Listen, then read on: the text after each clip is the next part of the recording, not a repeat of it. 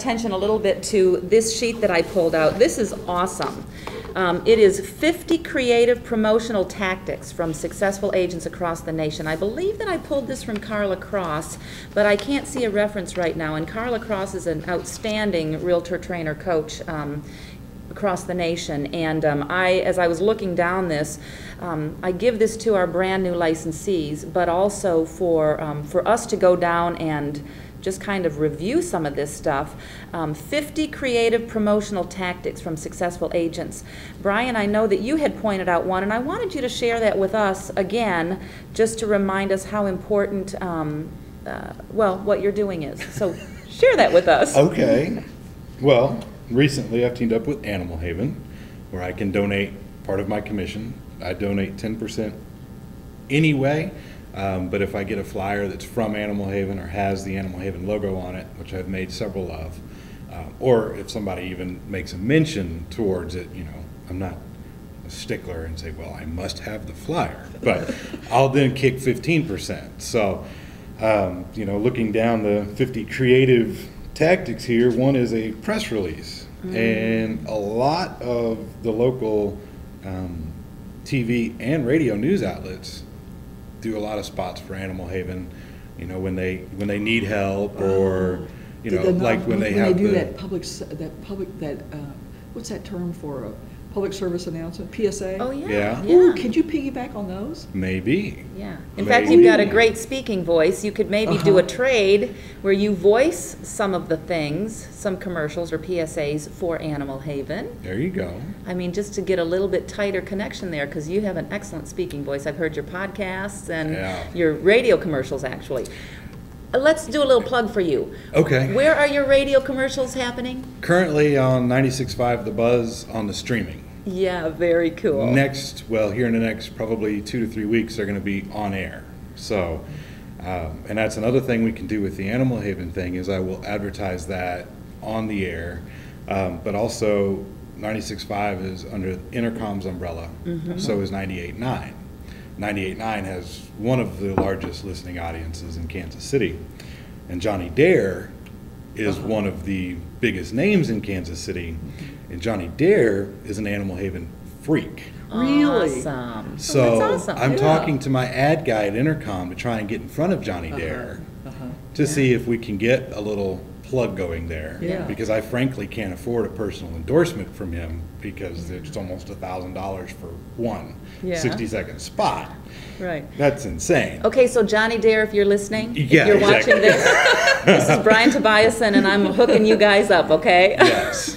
So, you know, that may be something else to consider, because, you know, he's got it. But I think I'm going to try a press release to all the major news outlets and here in town, and see if any of them care to cover the story, and maybe we can get Animal Haven some more money. Yeah. Because I made an impromptu goal when I posted on Facebook the first time I made the donation, that my goal from between now and the end of the year is to get him $7,500, which I think we probably ought to be able to do. You would be able to do that. Yeah. And you know, the first check I took on was from a very small deal. It was a $119,000 deal, and I gave him a check for $220, and they just about freaked out. She was like, "Is this just from one house?" I'm like, "Oh, honey, that's from a small deal."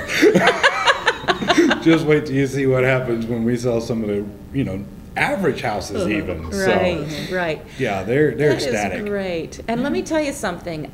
We know this to be true, but Brian, I know that your heart is pure, your motives are pure, and so you're branching out, you are connecting with a charity like Animal Haven that has just a fantastic reputation. It's not because you're looking for gain, really. No. You came to me, and I knew that Animal Haven was just kind of an interest of yours, a charity interest of yours, and you then started getting creative on how I can help them. So it's never been about you being greedy or trying to manipulate as far as, okay, who can I get to start sending me business? Right. No, and it's going to pay off for you, because you're coming at it from a pure motive. Very cool. Very cool. Yep. So we'll see a lot of those press releases, and we'll look to hear good things about you and from you and the Animal Haven organization. I certainly hope so. That's great. I certainly hope so. Okay, so Paula, as you look at these 50, which one kind of pops out to you? Well, it was an idea that came through talking to a virtual assistant last week. We were talking about the 3 major social media, and the idea of, instead of a live foreclosure intervention workshop, because she keeps talking about a foreclosure intervention workshop in a box.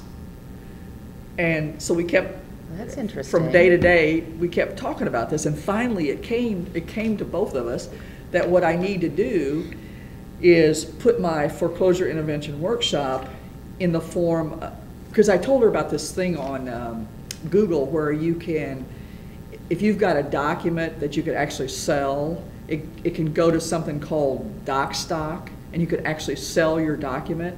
And I said, why couldn't, because I said I've always wanted to do kind of like a short sale seller handbook kind of thing. But I said, but why couldn't I do that in terms of a workshop?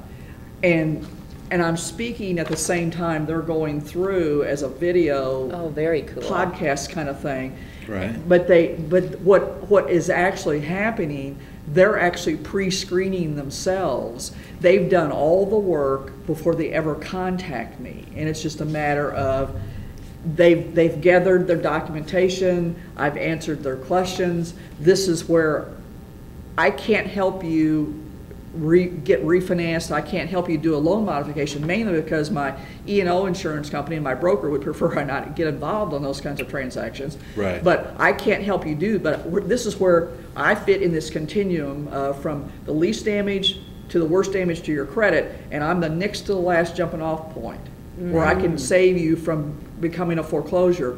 And if you work through this, and she said, but we got to figure out how to do this without giving away the farm. Right. But answer the most generic, basic questions. This, I mean, and just, it's what kind of is common knowledge, but not what I really know about the process. Exactly. You've got the information, which makes you the expert, and your value, like most of us, is being the experts on having the information, having the process. We know how to guide people. That's a lot of our value, quite honestly, because buyers find their houses. I mean, we can pull, you know, we can pull up you know, home searches for them, but they pick their house. But a big value to us is we've got the knowledge, and we understand where the roadblocks are. We understand how the path goes to get them a good, solid, closed deal. Well, and just how to compare properties. I mean, this is why, because I always tell a buyer, I look at a house totally differently from you. I'm looking at this in terms of how I don't want this house to be a financial burden to you in 12 months or 2 years down the road. But I also want this to be a house that when you come back to me in 5 to 6 years, you don't owe more on it then than you do now, and that we can sell it. Right. You know, that's how I look at a property, as opposed to the emotional investment that you're bringing to the table that I don't possess. Right. But I also want a house that we're not going to be spending money on inspections and then have to cancel a contract, and then you turn around and spend that $500 again. Right. That's kind of, you know, and so this whole short sale thing is, you know, how to separate. Because a short sale depends so much on how cooperative your seller is. Yes. In terms, because they've got to be with you and be with you on the same side of the table during the whole process. They've got to want this to happen. Yes. Because right now I've got short sale listings where the seller doesn't want this to happen, and they're doing everything they can to sabotage it. But I said, you've got to be on the same side of the table with me. You've got to be providing me the paperwork, and you've got to be giving me that paperwork the day the bank wants it, not a week from